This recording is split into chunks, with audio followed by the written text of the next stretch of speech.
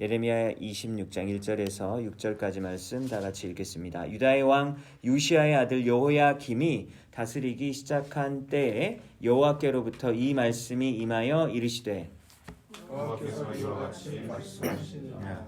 너는 여호와의 성전들에 서서 유다 모든 성읍에서 여호와의 성전에 와서 예배하는 자에게 내가 내게 명령하여 이르게 한 모든 말을 전하되 한마디로 감하지 말라. 그들이 듣고 혹시 각각 그 악한 길에서 돌아오리라. 그리하면 내가 그들의 악행으로 말미암아 그들에게 재앙을 내리려 하던 뜻을 돌이키리라. 너는 그들에게 이와 같이 이르라.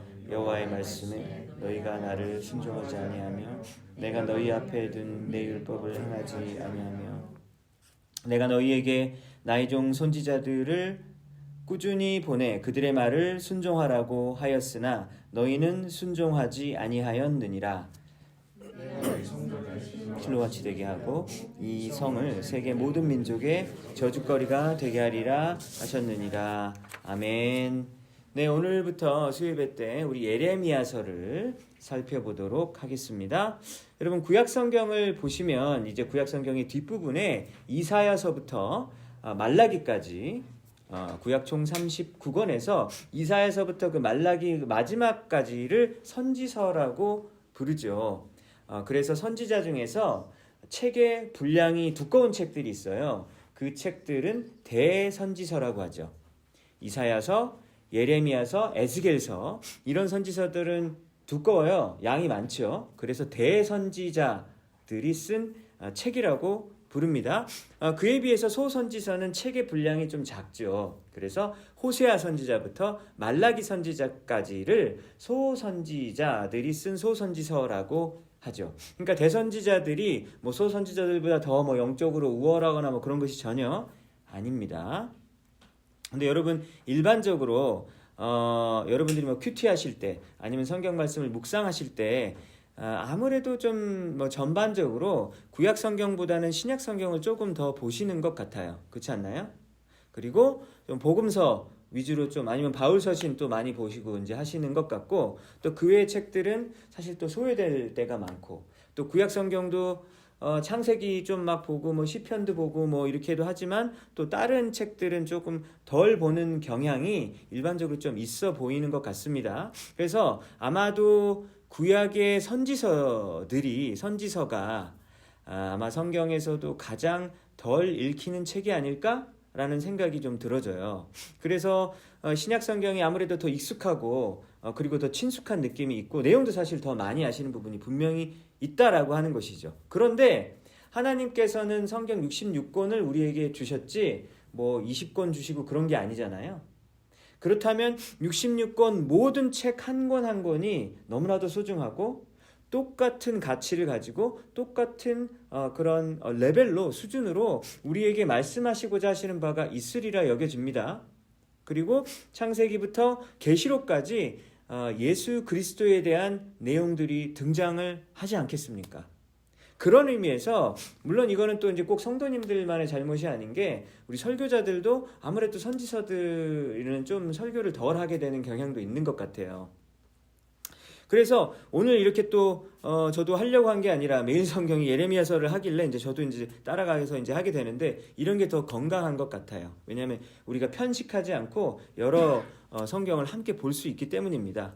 왜 그러면 선지서가 좀 어렵게 느껴지냐면 선지자들 일단 숫자가 많아요. 그러니까 이 사람이 저 사람인가? 막 헷갈리는 것이죠. 또 그리고 각각의 선지자들이 대상으로 하는 대상이 다르단 말이죠. 어떤 선지자들은 북쪽 이스라엘을 대상으로 예언의 말씀을 전하는 선지자들이 있었잖아요. 뭐 엘리야나 엘리사나 그렇잖아요. 그죠? 그 다음에 뭐 남한국을 향해서 그 하나님의 말씀을 대변했던 선지자들이 있었단 말이죠. 그리고 남한국까지 망하고 나서 그 다음에 또 포로기 이후에 전하는 선지자들도 있단 말입니다. 그러니까 이렇게 약간 시대적인 배경도 알아야 되고 국제 정세도 좀 알아야 되다 보니까 이게 좀 약간 어렵게 느껴질 때가 있다라고 하는 것이죠.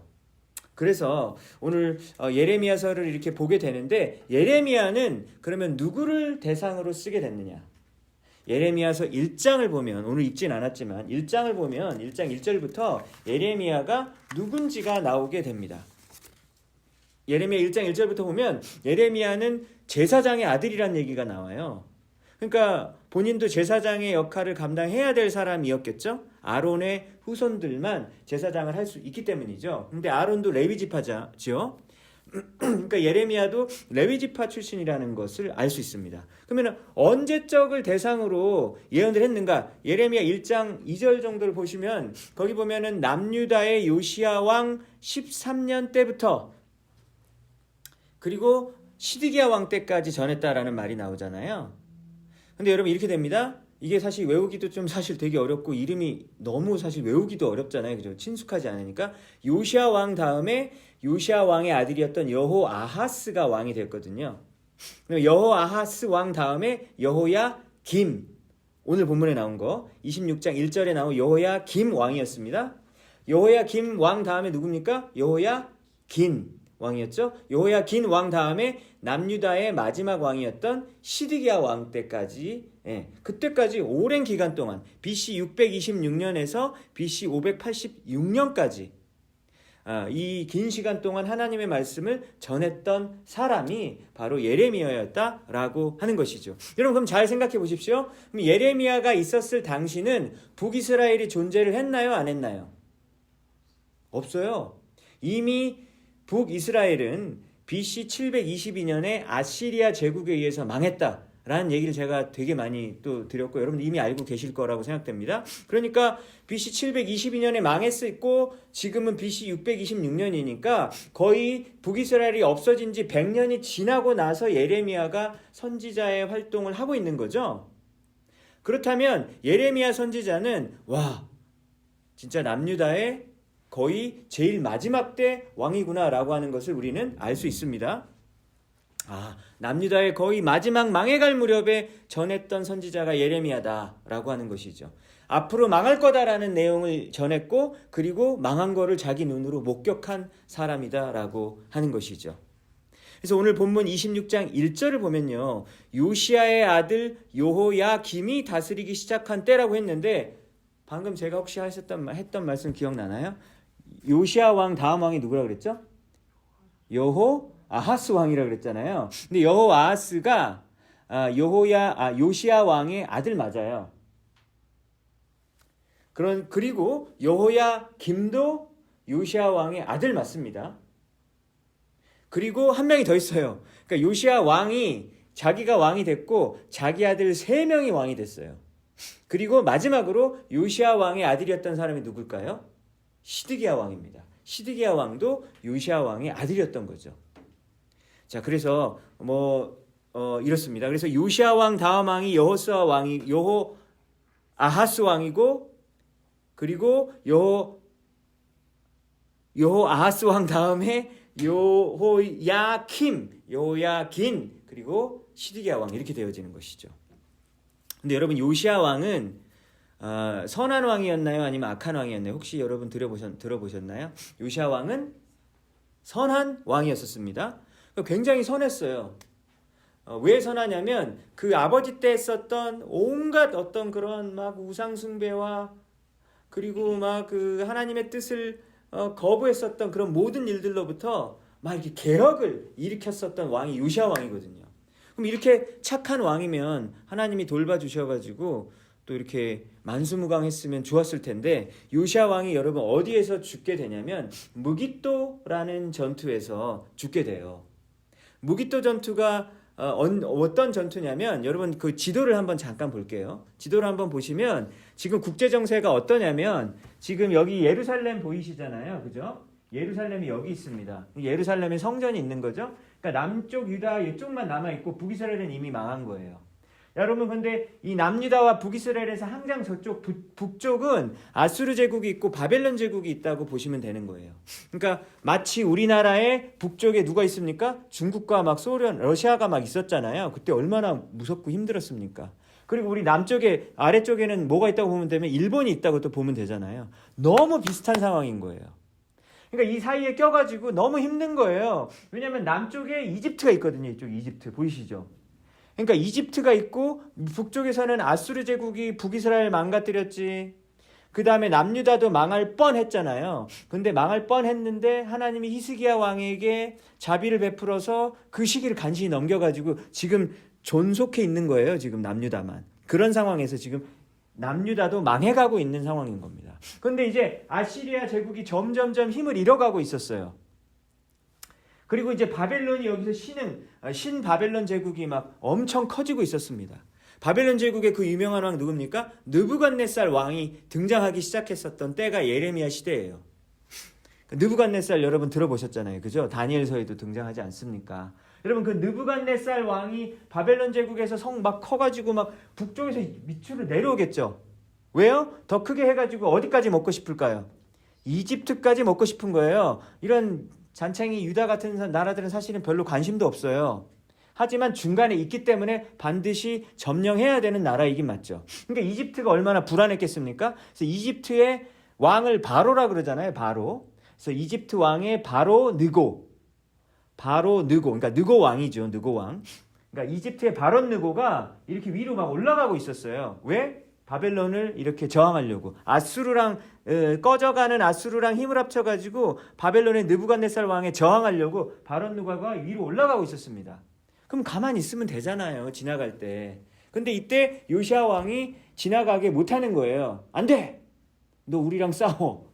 그러니까 바론 느고가 뭐라 그럽니까? 야, 나는 너 관심도 없어. 나는 그냥 이쪽 위쪽 칠 거야. 그러니까 너 그냥 우리 가게 해줘. 근데 요시야 왕이 끝까지 고집을 부리다가 무기토 전투에서 바론 느고의 군대에 의해서 죽게 되는 거예요. 그리고 나서 바로 누가 왕이 된 겁니까? 여호 아하스 왕이 된 거예요. 그 아들이. 그제 그리고 났는데 그래서 이 바론 느고가 위로 올라갔겠죠? 올라가가지고 싸운 그 전투 이름, 그 유명한 전투, 바벨론과 싸운 전투 이름이 무엇입니까? 갈그미스 전투라고 들어보셨죠? 갈그미스 전쟁. 예, 갈그미스 전쟁이 그러니까 이집트와 그리고 바벨론이 이렇게 막 싸웠던 거예요. 그런데 바론 느고가 갈그미스 전투에서 졌어요. 져가지고 이제 다시 깨갱하고 돌아와야 되지 않겠습니까? 돌아오는 길에 또 누가 있어요? 보니까 요시야 왕은 이미 죽였고 여호아하스가 왕으로 돼 있는 거예요. 그러니까 바론 느고가 뭐야 이거 싫은 거예요. 그래서 야 여호아하스 하지마, 너 왕 하지마. 그러면서 누가 왕이 됩니까? 여호야 김이 왕이 된 거예요. 바로 그 왕이 바로 오늘 26장 예레미야 26장 1절에 나온 바로 그 여호야 김 왕입니다. 아시겠죠 여러분? 그러니까 이런 상황, 이렇게 정말 복잡한 이런 상황에서 폐위가 돼가지고 그 바벨론에 의해서 그냥 이렇게 여호야김 왕이 이게 됐는데 여호야김도 자기가 왕이 됐지만 기분이 좋은 게 아니에요. 왜냐면 지금 상황이 너무 어렵기 때문이죠. 그래서 바벨론이 뭐라 그러냐면 야 너희들은 이제 우리의 속국이야. 그러니까 매 해마다 조공을 바쳐라고 얘기합니다. 그러면 조공을 잘 바쳐야죠. 근데 또 여호야김 왕이 바치기 싫은 거예요. 여러분 이러면 나라가 망하죠. 그죠? 아까 요시야도 잘못된 판단을 마지막에 하게 됐고 여호야김도 또 그렇게 하다가 한 3번 바치고 나서 바치기 싫다고 또 이렇게 반항하기 시작합니다. 그리고 나서 어디에 붙습니까? 그 꺼져가는 이집트에 붙은 거예요. 근데 예레미야 선지자가 뭐라고 얘기했습니까? 여호야김 왕에게 바벨론에게 저항하지 마라고 이렇게 얘기했거든요. 근데 그 말을 듣지 않고 여호야김은 그렇게 아주 처참한 또 이렇게 일을 또 당하게 되는 겁니다. 여러분 예레미야 선지자가 여호야김 왕에게 했었던 말은요, 야 힘센 자에게 알아서 기어야 돼, 뭐 이런 취지가 아니죠. 왜냐하면 하나님께서 그렇게 하신 이유가 뭐냐면 남유다의 영적 상황은 이제 이미 돌이킬 수 없는 상황, 회복할 수 없는 지경에 이르렀어요. 그러니까 이미 이제 유다는요 회초리를 맞아야 될 때가 된 거예요. 누구 회초리를 맞아야 됩니까? 바벨론의 회초리를 맞아야 할 때가 온 거예요. 그런 얘기는 여러분 하박국 선지자도 이미 예언을 했었잖아요. 그죠? 그리고 또 예레미야 선지자도 그런 예언을 또 하는 것입니다. 그렇다면 이 말을 잘 들어야 될 텐데 그 말을 듣지 않았었던 것이죠. 그래서 지금 영적으로 봤을 때는 어떤 상황이냐면 남유다가 죄를 너무 오랫동안 짐으로 말미암아 이제는 하나님의 인내가 더 이상 이제 없어요. 이제는 야 벌 받을 때야. 됐어. 이제는 벌 받을 때다. 이런 상황까지 가는 상황이 예레미야의 시대입니다. 여러분 2절을 한번 볼까요? 하나님이 예레미야에게 말합니다. 너는 여호와의 성전 뜰에 서서 지금 여호와의 성전이 어디에 있습니까? 예루살렘에 서 있죠. 솔로몬 성전이 아직도 있지 않습니까? 그렇죠? 다윗 왕의 아들이었던 솔로몬이 지었던 그 여호와의 성전, 우리가 그 여호와의 성전을 바라보고 예배를 드릴 것입니다. 그리고 전국 각지에 흩어져 있었던 사람들이 여호와의 성전에 와서 예배를 드렸잖아요. 근데 그 사람들이 오면은 그 예배자들에게 한마디도 빼지 말고 전하라라고 예레미야가 이야기하는 거죠. 하나님의 말씀을 좀 듣기 힘들다고 빼지 말고 다 전하라라고 이것이 하나님이 예레미야에게 말했던 거예요. 여러분 3절을 볼까요? 그들이 듣고, 하나님이 어떤 마음이냐면요, 그들이 듣고 혹시 그 악한 길에서, 유다가 얼마나 악한 길에 있었는지 알 수 있겠죠? 악한 길에서 혹시 돌아올지도 모르겠다. 그리하면 그들의 악행으로 말미암아 재앙을 내리려고 했었던 내 뜻을 나도 돌이킬게. 여러분, 이게 원래 하나님의 본심이에요. 이미 바벨론을 예비해 놓으셨지만 혹시 마지막 순간이라도 회개하면 돌이키고 싶으신 거죠. 이게 하나님의 마음입니다. 여러분, 3절에서 보여지는 이 선지자 에레미야의 메시지의 내용이 무엇입니까? 유다 백성들이여, 당신들은 지금 계속해서 죄를 짓고 있기 때문에 하나님이 너무나도 큰 재앙을 내리게 될 것이다 라고 말하고 있는 것입니다. 도대체 무슨 죄를 지었길래 그랬을까요? 여러분, 예레미야서를 또 살펴보면 여러 가지 죄악이 등장하는데 오늘 다 못하고요. 근데 또 앞으로 예레미야서를 계속 해야 되니까 오늘은 딱 2가지만 살펴보면, 첫 번째는 하나님을 버린 죄악이 있었습니다. 예레미야서 2장 13절에 보면 유명한 성경 구절인데요. 나의 백성이 2가지 악을 행하였나니 생수의 근원이 되는 나를 버렸고, 그러니까 첫 번째 죄는 뭘까요? 하나님을 버린 거예요. 남유다가 막 겉으로 보여질 때는 막 하나님 섬긴다 그러는데 생수의 근원이 되는 하나님을 버린 죄가 있었다라고 하는 것이죠. 또 어떤 죄가 있었습니까? 스스로 웅덩이를 판 것인데 물을 가두지 못한 터진 웅덩이들이다. 그러니까 그래서 하나님의 웅덩이는 버리고요, 하나님의 우물은 버리고 자기 스스로 이렇게 우물을 파는 거예요. 그런데 그 우물이 어떻습니까? 파면 뭐합니까? 처음에 물이 좀 있는 것 하다가 물이 다 새나가는, 지하수의 어떤 그런 모습들을 잘 알지 못하니까 물이 다 새나가니까 딱 보면 다음날 보면 물이 다 새고 없어요. 그러니까 그런 헛된 웅덩이를 파고 있는 모습이 바로 너희들의 모습이라는 거죠. 그러니까 하나님을 버리게 되면 여러분, 자동으로 일어난 일이 여러분 어떤 일입니까? 나 자신을 의지하게 되죠. 여러분, 그렇지 않습니까? 여러분, 하나님 믿는다고 하지만 여러분들이 어느 순간 보니까 하나님을 안 믿고 있어요. 하나님을 의지하지 않고 있어요. 그럼 누구 의지하고 있어요? 그냥 내 상식, 내 경험, 그리고 내 뜻대로 판단하고 결정한단 말이죠. 여러분, 그것이 바로 물을 가두지 못한 터진 웅덩이를 파는 그런 남유다의 모습이 바로 우리의 모습이 될 수도 있는 것이죠. 하나님께 의지하고 기도하고 예배를 드리고 하나님을 두려워하고 경외하는 마음을 갖는 것이 유다 민족이 살 길이었어요. 그렇지만 하나님을 우습게 여기고 하나님의 말씀과 원칙들, 이게 대수야? 우리 세상에서 잘 안 이루어지네, 하나님의 원칙이. 이렇게 하면서 우리 생각대로 살아갈 때 우리는 남유다가 걸어갔었던 그 망하는 길로 걸어가게 되는 것입니다. 여러분, 하나님을 의지하지 않게 되면 나를 의지하게 되고요, 나를 의지하는 모습은 어떤 모습이냐면 나에게 있는 지금 문제를 내가 분석해요. 내가 분석하고 내가 판단해요. 그리고 내가 해결책을 찾아요. 그리고 옳고 그름도 하나님이 옳고 그름을 알려주시는 것이 아니라 내가 옳고 그름도 다 따지고 판단하는 거예요. 남들 보고 판단하고 그런 것들도 다 내가 합니다. 조공을 바치라고 여호야김 왕에게 바벨론 느부갓네살이 조공 바치라고 하니까 당연히 자존심 상하고 기분 나쁘죠. 어느 왕이 조공 바치고 기분 좋겠어요. 하지만 야만 국가가 강력한 힘을 가지고 있을 때에는 나라가 위험에 처하겠죠. 그 나라가 옆에 있을 때. 그죠? 그렇다면 이 왕이 감정에 휘둘려서 그리고 자기가 사사로운 판단을 내리면 나라 다 망하는 길로 가는 겁니다. 나라 전체를 위험에 빠뜨리게 되고 수많은 백성들이 죽게 되는 거잖아요. 여러분, 이런 일들이 세계 역사상 계속해서 이루어졌는데 그럼에도 불구하고 여호야김은 그런 잘못된 판단을 내렸었던 것이죠. 예레미야 선지자 말을 듣지 않고 바벨론에게 조공을 바치지 않았던 것입니다. 여러분, 그리고 나서 오늘 뒷부분을 읽진 않았지만 7절부터 더 보시면요, 예레미야를 막 죽이려고 그래요. 이제 그 말을 들은 여러 선지자들, 거짓 선지자들이겠죠. 왜냐면 하나님의 말씀을 전한다고 하지만 거짓 선지자들도 있단 말입니다. 그리고 제사장들과 선지자들이 예레미야의 말을 듣고 완전 열받죠. 왜?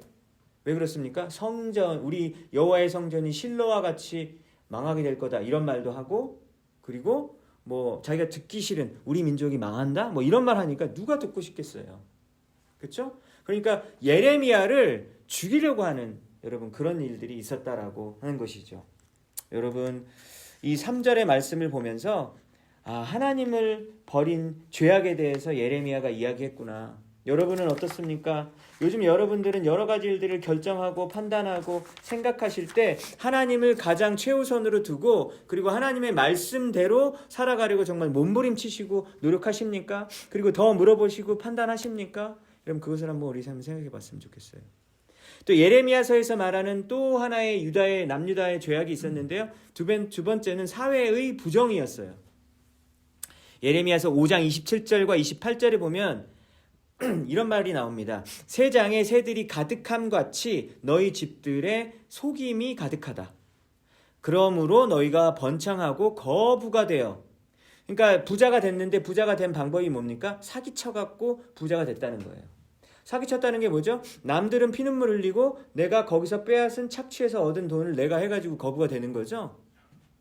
28절 말씀, 5장 28절 말씀. 살찌고 윤택하며 또 행위가 심히 악하여 자기 이익을 얻으려고 소송을 하는데, 소송할 때 고아의 송사를 공정하게 하지 아니하며 빈민의 재판을 공정하게 판결하지 아니하였다. 이런 말이 나와요. 그러니까 여러분 고아와 가난한 사람들은 힘이 없잖아요. 그러니까 재판받으면 당연히 변호사도 뭐 비싼 변호사를 쓸 수도 없겠고, 그리고 여러 정황이나 뭐 이런 것들도 하기도 어렵겠고, 뭐 재판장을 알겠습니까? 인맥이 있겠습니까? 없잖아요. 그러니까 재판에서 질 확률이 너무 많단 말이죠. 그런데 그래서 재판에 그냥 당연히 져요. 근데 이런 모습을 누가 싫어한다고요? 하나님이 너무너무 싫어하세요. 한마디로 부자들이 가난한 자들을 착취하고 억압했던 그런 죄악들, 부자들이 사기치고 그리고 속여서 점점점 부자가 되어지는 이러한 모습들, 재판이 공정하게 이루어지지 않고 가난한 자들이 목소리를 제대로 내지 못하는 사회, 여러분 이것을 하나님이 너무너무 싫어한다고 예레미야 선지자뿐만 아니라 모든 선지자의 말씀은 동일하게 얘기하고 있어요. 그 긴 챕터 동안. 그럼 여러분 이건 너무 중요한 메시지잖아요. 그렇죠? 어느 시대 어느 지역이나 부자와 가난한 자는 있기 마련입니다. 그렇지만 부유한 자들과 가난한 자들의 격차가 점점 더 벌어지게 되고, 가난한 자들이 아무리 노력을 해도 그 가난에서 벗어날 수 없게 만드는 구조적인 악을 가지고 있는 그런 사회는 하나님이 어떻게 한다고요? 바벨론을 들어서 쳐서 치신다고요. 그런 사회는 망하게 된다고요. 하나님은 사회에 부당한 일이 일어나고 계급적, 왜냐면 우리는 다 동일한 인간들이고 동일한 하나님의 형상을 가진 한 명 한 명이 소중한 사람이라고 말하고 있는데, 실제 사회를 보면 너무 격차가 벌어진단 말이죠. 그러니까 이런 모습은 하나님이 너무 싫어하시는 거예요. 여러분, 그래서 이러한 모습에 대해서 하나님이 너무 싫어한다면 여러분들이 하나님을 믿으시니까 여러분들도 이런 모습이 너무 싫어야 되는 거죠. 그렇죠? 남아프리카 공화국에 가보니까 거기도 빈부의 격차가 정말 심하더라고요. 그래서 극심한 실업률 때문에, 실업률이 막 40%? 굉장히 높더라고요. 거의 뭐 절반이 막 실업률인 거예요. 그렇다 보니까 부모님이 일거리가 없는 거예요. 그러니까 거기서 자녀를 키우는 때 또 가족들의 생계를 유지해야 되는데 부모님이 직업이 없다 보니까 판자촌에 살게 되고 판잣집에 살게 되는 거예요. 그래서 그 집안의 자녀들이 교육을 잘 받을 수 있을까요? 당연히 못 받죠. 뭐 과외 같은 거 시켜줄 수 있을까요? 야, 너 공부만 하지 말고 바이올린 해. 꿈도 못 꾸죠. 지금 밥도 못 먹고 있는데 무슨 바이올린이에요. 학교도 잘 못 가게 생겼는데. 그러니까 학교도 못 가고, 아니면 학교를 가도 학교의 질이 현저하게 떨어지는 그런 학교를 다닐 수밖에 없지 않습니까? 여러분, 그러니까 중간에 교육을 포기하는 아이들이 얼마나 많겠어요.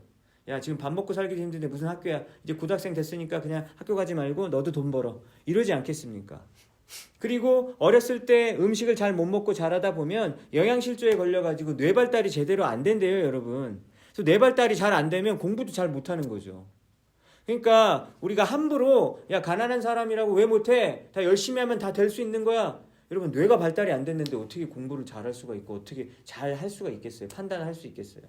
그러니까 이런 힘든 점들이 분명히 존재한다라고 하는 겁니다. 근데 하나님은 이런 걸 너무너무 싫어하는 거예요. 그래서 선교사님이 사립학교를 만드셨는데 사립학교가 시설이 너무 좋은 거예요. 그렇죠? 교실도 좋고 교실마다 컴퓨터도 다 있고 화장실도 너무 깨끗하고 좋고, 그러니까 왜냐면 자기 집에 있는 어떤 그런 시설들의 모습과 너무 다른 모습이 학교에 있기 때문에 학생들이 학교 가는 걸 너무 좋아한다는 거예요. 왜냐면 집안에서 너무 힘들고 그냥 어려운 그런 모습이고, 그런데 학교만 가면은 너무 넓고 쾌적하고 깨끗하고 이런 모습이 있으니까 학교를 가고 싶어서 막 1시간 일찍 와 있는 거예요. 학생들이 전부 다. 여러분, 그래서 이 모습을 보면서 이 선교사님의 이 학교 사역이 이 예레미야 선지자의 말씀을 통해서 보았을 때 이 사회적인 계급적인 이런 문제들과 이 빈익빈 부익부의 이런 현상들을 또 근본적으로 해결해 줄 수 있는 방법이 또 되어줄 수 있겠구나라는 생각이 들잖아요, 여러분. 그러니까 이 모습이 하나님이 너무나도 기뻐하는 모습인 거죠. 야, 너는 학비 없지? 그러니까 학비 없으니까 너는 공부 여기 못 들어와. 이게 아닌 것이잖아요. 후원자를 구해서 어려운 학생도 다닐 수 있게 해주니까, 여러분, 가난한다고 해서 꼭 교육을 잘 받지 못하는 건 아니야 라는 것을 가르쳐주는 것이니까, 여러분, 얼마나 이것이 좋은 하나님의 메시지입니까? 여러분, 사회 정의를 이루는 것이 복음의 일부분입니다. 그렇죠? 사회의 정의를 이루는 것이 복음의 일부분이라고 하는 거예요. 물론 사회 정의를 이룰 때 예수님이 이제 빠져서는 안 되겠죠. 우리 크리스찬이 이루고자 하는 방법은 또 다른 방법이겠죠. 이를 위해서 기도하고, 그리고 오직 예수 그리스도만이 사회 정의의 답이다라고 우리는 그렇게 내리는 사람들이죠. 인간에게 소망이 있는 것이 아니라 예수 그리스도 안에서 사회 정의가 이루어질 수 있다. 그리고 이 땅에서는 사실은 궁극적으로는 사회 정의가 온전히 이루어질 수는 없다. 하지만 우리가 하늘에 계신 그 하나님 나라가 이 땅에 내려오게 하는데 내 삶을 드리겠다. 하지만 진정한 이 사회의 정의는 언제서야 이루어집니까? 예수 그리스도 다시 오실 때, 그때에만 이루어지는 것이죠. 그렇죠? 그래서 양과 늑대가 함께 막 그렇게 어울려서 막 놀고, 그리고 뱀도 이렇게 막 무서운 동물이 아니고, 아이들이 뱀굴에 막 손을 집어넣어도 아무런 해가 없는 그러한 나라, 하늘 나라가 앞으로 곧 오게 될 것이다. 언제? 예수님 다시 오실 때. 그것을 믿고 있는 사람들인 것이죠. 그러니까 그때만 바라보고 지금 아무것도 안 하는 게 아닌 거예요. 지금도 해야 되는 거예요. 이 땅에 하나님 나라가 이루어질 수 있도록. 그것이 정말로 중요한 사회 정의다라고 하는 것입니다. 여러분, 3절의 마지막 부분을 볼까요? 만약 죄에 대한 지적을 받아들이고 악한 길에서 돌이키면 하나님이 원래 내리기로 했던 재앙을 돌이킨다라고 했습니다. 그러니까 이 말씀을 보니까 하나님의 마음이 바뀌네. 그렇죠? 지금 원래 마음은 재앙이에요. 바벨론 들어가지고 치는 거예요. 그런데 너희가 만약에 회개하면 지금이라도 내가 그거 그냥 벌 안 내릴게. 왜냐면 원래 아수르에 의해서 망할 뻔했거든요, 남유다가. 그죠? 그때도 근데 회개했잖아요. 히스기야가 회개하니까 바꿔주셨잖아요. 그때 넘겨주셨거든요. 똑같아요. 바벨론 때도 또 넘겨주시겠다고 이렇게 얘기한 거예요. 얼마나 감사합니까, 여러분? 그러니까 이제 우리 입장에서는 좀 그렇다. 너무 죄가 많은데 용서를 하나님이 너무 많이 해준다라는 생각이 들 수도 있어요. 그래서 남유다의 최악의 왕 중 한 명이 누구냐면 히스기야 왕의 아들이었던 므낫세 왕이 정말로 사악한 왕이었었거든요. 히스기야는 착한데 므낫세는 나빠요. 그렇죠? 그러니까 아버지가 신앙 좋다고, 어머니 아버지가 신앙 좋다고 그 자녀들이 꼭 신앙 좋은 것도 아니고, 어머니 아버지가 신앙이 안 좋다고 해서 그리고 아들 딸이 신앙이 없을 수 있는 그런 것도 아닙니다. 그래서 므낫세 왕은 온갖 우상들을 남유다에 퍼뜨렸죠. 그러니까 아버지가 다 무너뜨려 놓은 산당을 다시 세우는 거예요. 그렇게 사악한 짓을 했단 말입니다. 그랬는데 그 므낫세 왕이 나중에 막 바벨론의 포로로 끌려가고 막 아주 엄청난 벌을 스스로 받게 된 거예요. 그러니까 하나님 앞에 막 회개한 거예요. 잘못했어요. 하나님 싹싹싹싹 빌었습니다. 예배를 회복하고 우상을 제거했어요. 그러니까 하나님 어떻게 해요? 므낫세를 말년에 용서해 줍니다. 그리고 또 이런 왕이 또 있었죠. 북이스라엘이 어떤 왕을 용서해 줬습니까? 막판에 그 유명한 아합 왕도 용서해 줬잖아요. 그렇게 사악한 그 아합 왕도 나중에 돌이키니까 막 용서해 주고 막 그러신단 말이죠. 그러니까 우리 입장에서는 하나님, 그래도 저런 인간이 반성하는 저 신용이에요 저거. 하나님 속지 마세요. 저런 인간 용서해 주지 마세요 라는 마음이 우리에게 들 수 있어요. 그렇지 않습니까? 근데 우리는 조금 더 생각을 하다가 어떤 생각이 들죠? 내 모습을 보게 되잖아요. 나는 어때요? 내가 지금 뭐 므낫세니 아합 이런 사람들 욕하고 그럴 때가 아니죠. 그죠? 어떻습니까? 나도 그래요. 나도 맨날 죄 짓고 또 하고 또 용서함을 빌었는데 또 죄를 짓고. 근데 그때 만약에 주님이 용서를 안 해주면 어떨까요? 우리는 그럼 인생 끝나는 거죠. 우리는. 그럼에도 불구하고 우리가 예수 그리스도의 힘에 의지하여 하나님의 영광의 보좌 앞에 나갈 수 있는 거잖아요. 그러니까 하나님께 얼마나 감사한지 모르겠습니다. 그래서 여러분, 우리는 자기의 self-righteousness, 자기의로 살 수 없는 존재들이죠. 하루하루 살아갈 때 하나님의 자비와 은혜에 의지하여 하루하루를 살아가는 자들임을 기억하는 우리 모두가 되기를 바랍니다.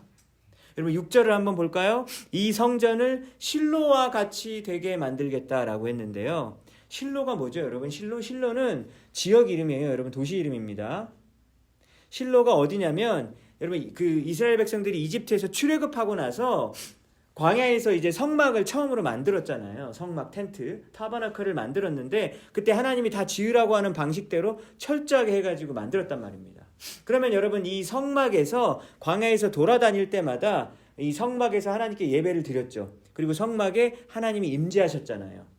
그렇지 않습니까? 그래서 이제 광야를 이제 다 생활을 끝나고 약속의 땅 가나안 땅에 들어갔을 때는 이젠 더 이상 텐트 치고 걷고 할 필요가 없죠. 그럼 어디다가 그 장소를 마련을 해야 될 거 아니겠습니까? 여러분, 그 장소가 어디였습니까? 실로였었죠.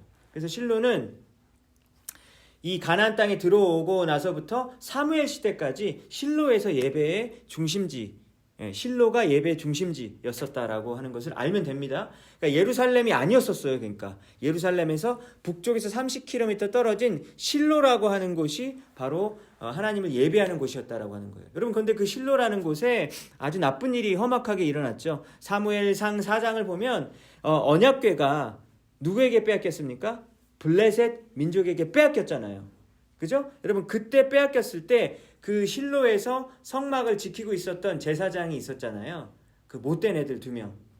엘리 제사장의 2 아들 홈리와 비느하스가 막 타락했잖아요. 막 사람들이 고기 잼을 갖고 오면 맛있는 고기는 이렇게 쏙 빼가지고 자기네들이 먹고 막 이랬단 말입니다. 그러니까 이렇게 해가지고 이 홈리와 비느하스가 한날에 죽게 돼서 실로는 그때부터 하나님의 예배를 드리는 어떤 센터로서의 영적 이상이 완전히 실추가 되어졌다라고 하는 거예요. 근데 예루살렘 성전이 어떻게 된다고요? 실로와 같이 되어진다라고 지금 예레미야 선지자가 예언을 했었던 겁니다. 여러분, 하나님과 우리와의 관계는 성전 건물이 있다라고 해가지고 안전함을 보장받을 수 있는 게 아니잖아요. 근데 남유다 사람들은 자신들의 삶은 계속해서 죄악의 삶을 살면서 뭘 의지했습니까? 우리는 솔로몬 성전이 있잖아. 솔로몬 성전이 있는데 감히 우리가 할례받지 않는 민족에게 우리가 감히 뭐 설마 이렇게 무너지겠어? 뭐 이런 생각을 늘 하고 있었던 것이죠. 여러분, 벽돌로 지은 건물이 우리의 안전을 절대로 보장해 줄 수 없습니다. 하나님과 우리의 관계는 그런 어떤 물질적인 것이나 아니면 우리의 어떤 행위나 아니면 그 우리의 죄를 하나님 이거 했으니까 좀 용서해 주실 것이죠. 그런 식으로 회복되어질 수 있는 것이 아닌 것이죠. 그럼 어떻게 회복되어질 수 있습니까? 하나님과의 1:1과 독대하셔야 되는 것이죠. 옷을 찢고 회개하라고 예레미야가 계속해서 외치고 있습니다. 그럼 그 말씀을 들어야 하는 것이죠. 여러분들과 하나님과의 관계가 요즘 어떻습니까? 요즘 여러분은 하나님과 정말 동행하고 계시고, 그리고 하나님께서 여러분들에게 말씀하신 것을 순종하고 살아가고 있습니까? 혹시 만약 하나님과 조금 이렇게 멀어진 그런 마음들이 든다면 영적 회복이 필요하겠죠. 여러분들, 이 영적 회복은 어떻게 이루어집니까? 진실하게 주님 앞에 서서 주의 말씀을 들을 때만 회복이 되어지는 것입니다.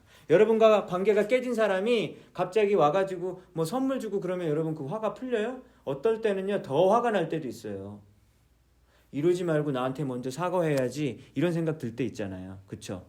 그런 식으로 접근하면 안 된다라고 하는 것이죠. 진실하게 주님 앞에 서 있을 수 있는 우리 자신이 되길 원합니다.